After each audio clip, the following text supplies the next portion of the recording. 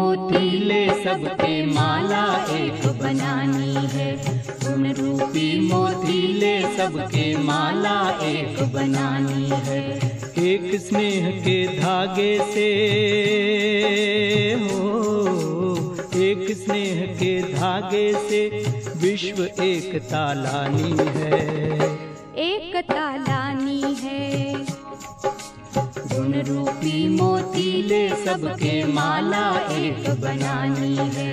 गुण रूपी मोतीले सबके माला एक बनानी है। ओम शांति। आज की ज्ञान मुरली अव्यक्त मुरली है और आज की ज्ञान मुरली अव्यक्त मुरली की तारीख है 3/4/11 और रिवाइज कोर्स की अव्यक्त मुरली की तारीख है 19/7/72 और अव्यक्त मुरली का हेडिंग है संगठन का महत्व तथा संगठन के द्वारा सर्टिफिकेट।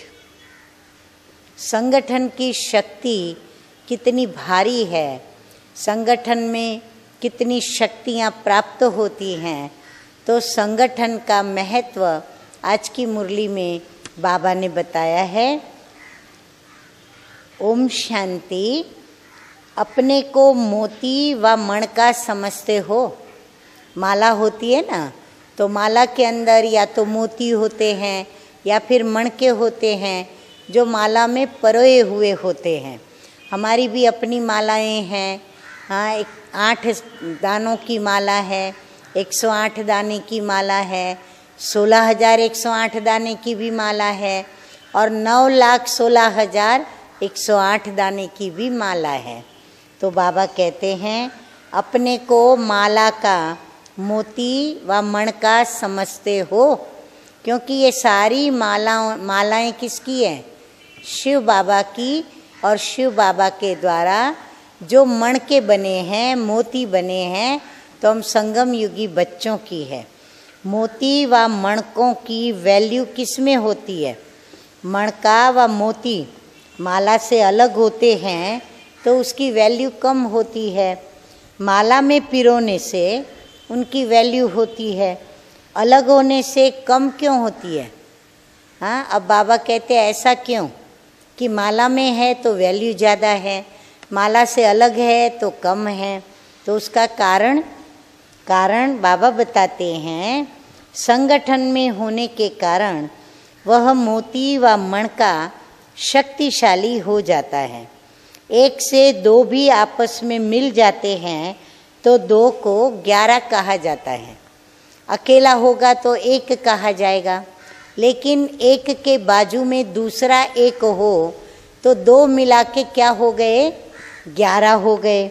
तो 1 को 1 ही कहा जाएगा और 2 मिलकर 11 हो जाते हैं। तो कहाँ 1 और कहाँ 11, इतनी उसकी वैल्यू बढ़ जाती है। 2 के बदली 11 कहा जाता है। अगर 1 + 1 करेंगे तो 2 होता है, परंतु 1 के बाजू में 1 हो तो वो 11 हो जाता है, तो उसकी वैल्यू बढ़ जाती है। संगठन की शक्ति को प्रसिद्ध करने के लिए ऐसे कहने में आता है। आप अपने को कौन सा मोती समझते हो? माला के हो व इंडिपेंडेंस मोती हो? हाँ, अपने को माला का मणका समझते हो या फिर अपने को स्वतंत्र अलग से मोती समझते हो?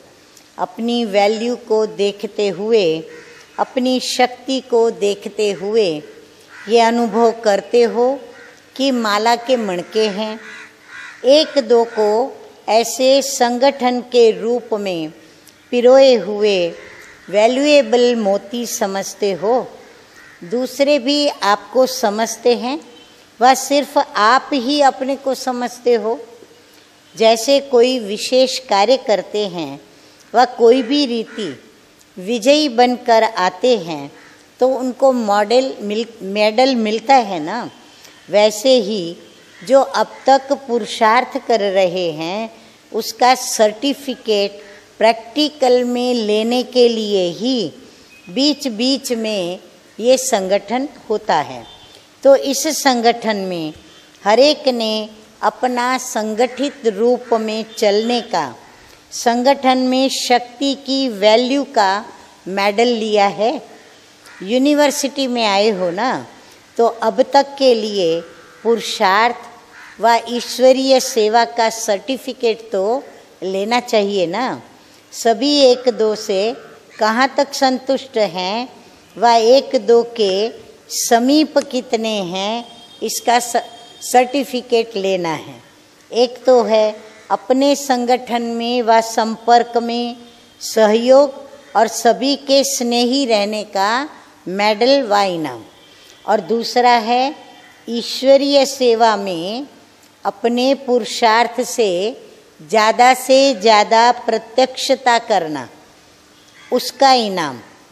तीसरा फिर है जो जिस स्थान के लिए निमित्त बने हुए हैं उस स्थान की आत्माएं उनसे संतुष्ट हैं व कोई स्वयं सभी से संतुष्ट हैं।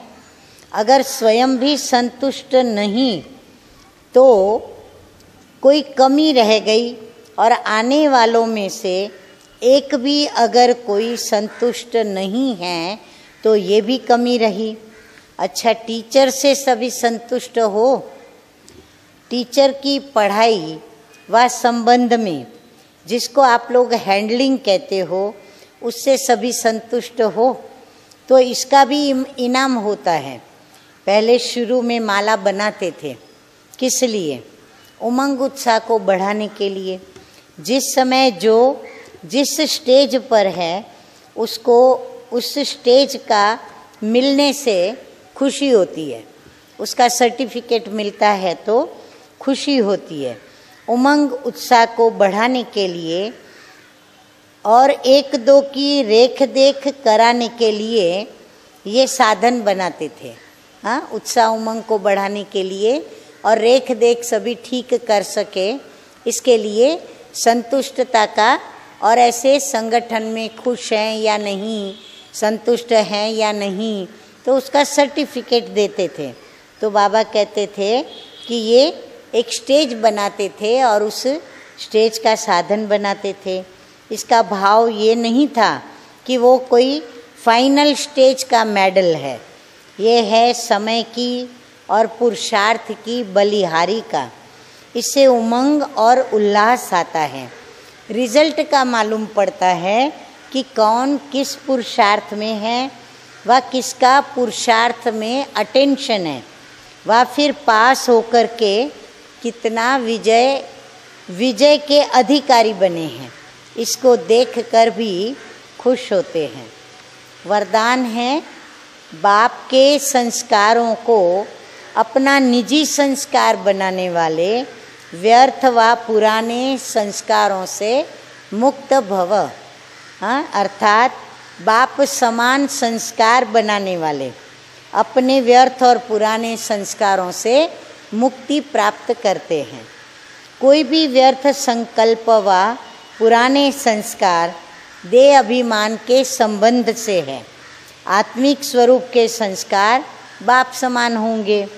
जैसे बाप सदा विश्व कल्याणकारी, परोपकारी, रहम दिल, वरदाता आदि आदि है, ऐसे स्वयं के संस्कार भी बाप समान नेचुरल बन जाए।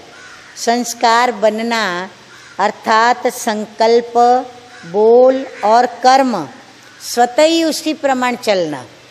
जीवन में संस्कार एक चाबी है जिससे मनुष्य आत्मा खिलौने के रूप में स्वतः चलते रहते हैं, फिर मेहनत करने की ज़रूरत नहीं रहती। अच्छा स्लोगन है, आत्मिक स्थिति में स्थित रहे अपने रथ शरीर के द्वारा कार्य कराने वाले ही सच्चे पुरुषार्थी हैं। अच्छा, मीठे मीठे सिकी लदे बच्चों प्रति माता पिता बाप दादा का याद प्यार और गुड मॉर्निंग। रूहानी बाप की रूहानी बच्चों को नमस्ते। रूहानी बच्चों की रूहानी बाप को याद प्यार, गुड मॉर्निंग और नमस्ते नमस्ते। ओम शांति। ओम शांति।